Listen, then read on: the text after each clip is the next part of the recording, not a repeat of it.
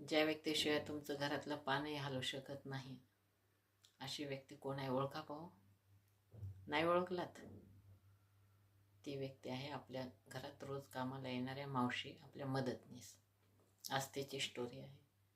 विमला आमच्याकडे 2 वर्षापासून काम करते. तर तिला पहिला मुलगा आहे 5 वर्षाचा आणि ती दुसऱ्यांदा प्रेग्नेंट होती. तरी पण आमच्याकडे कामाला येत होती.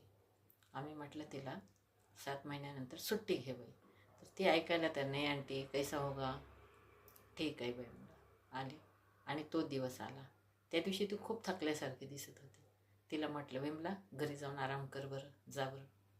ती गेली आणि अर्ध्या तासाने तिचा त्रास खूपच वाढला.